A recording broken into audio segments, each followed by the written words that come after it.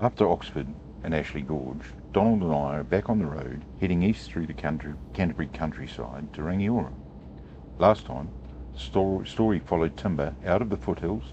Today we're following one of the connections that made the movement possible, the old railway link from Oxford to Rangiora. Rangiora is not hidden away. It is busy, practical, and very much alive. But beneath that everyday surface is a story of how a small settlement became North Canterbury's main service town.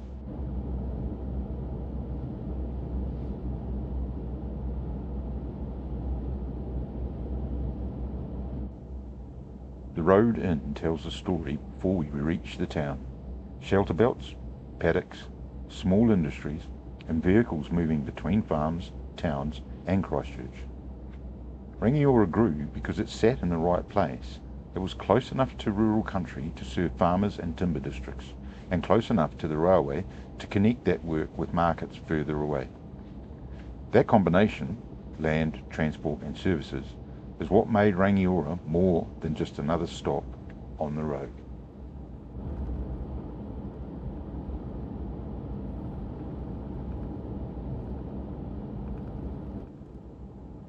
The main North Railway brought Rangiora into the wider network in the 1870s. From there, roads and branch lines reached out towards places like Oxford, Cust and the inland districts.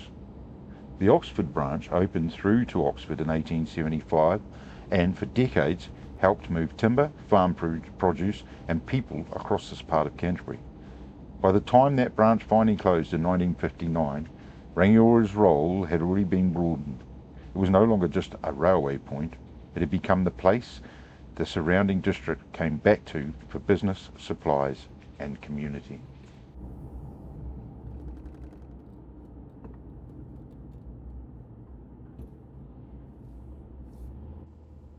That is why Rangiora makes sense as the next chapter after Oxford. Oxford showed us where the timber came from. Rangiora helps show us where it went, and how transport shaped the towns between the foothills and the coast. So before we wander the streets, we start where so much of that story converged, at the railway. Here at Rangiora, the railway story is still visible. The main line still passes through, but for a long time Rangiora was also the junction for the Oxford branch. Trains that served the timber and farming districts to the west began and ended their journey here.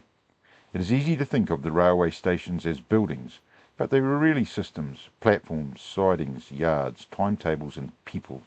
All of it was built to make movement possible.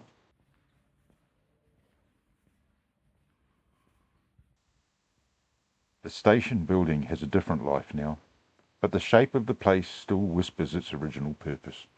Platforms face the tracks.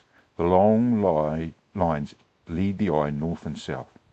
Even the old photographs remind us that this was once a working edge of town, where passengers waited, goods changed hands, and the district connected with the world beyond.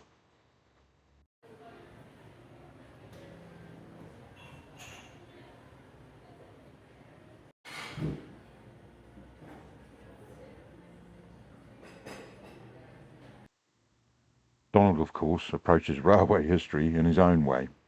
He is less interested in branch line economics and more interested in whether any of the local dogs have left written correspondence at ground level. Still, his method has merit.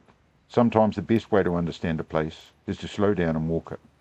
No platform announcements, no timetable, just a dog, a lead, and the remains of a town learning how to move. From the station, we move back into the modern town. Today's Rangiora is busy. Cars move through the roundabouts, shops open onto the streets, and the place has the practical rhythm of a service centre. It's not a museum, it is still doing the job it has done for generations, providing the surrounding district with somewhere to trade, meet, repair, shop, and organise.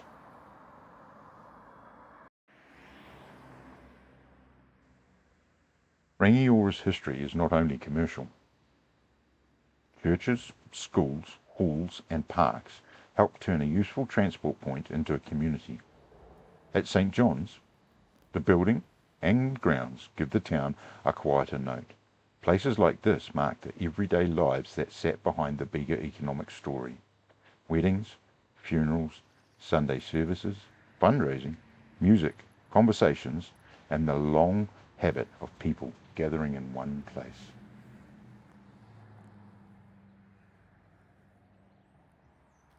That civic story becomes even clearer at the town hall.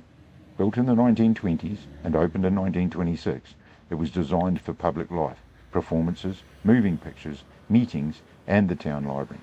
A building like this tells you a community has grown beyond basic survival. It has begun to invest in culture, entertainment, and shared identity. Rangiora was no longer simply a railway stop serving farms beyond it.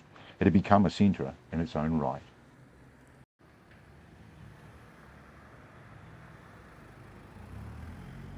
High Street carries that same mixture of old and new.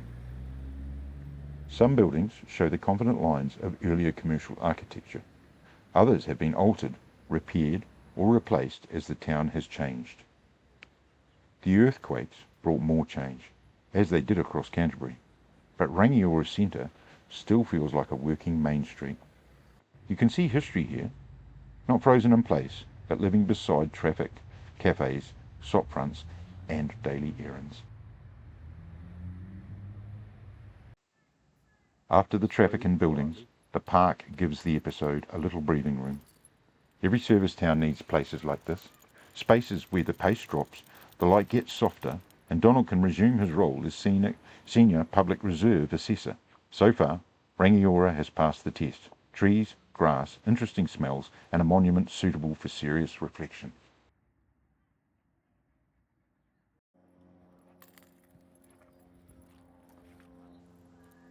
The Band Rotunda and Museum area add another layer.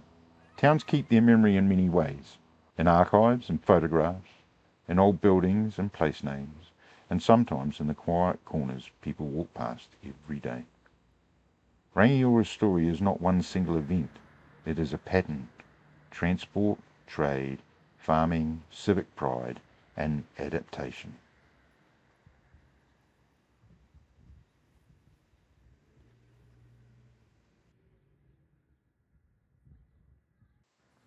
And while Donald completes one final inspection, this is probably a good time for the official Backroads New Zealand request. If you're enjoying these quieter stories, please like, share and subscribe. Donald has been told every subscriber strengthens his claim to the biscuit budget. I'm currently negotiating terms. Next time we stay close to base and head back to Kaiapoi, where the river, the old port and the old story of Kaiapoi Pā take us in a different direction.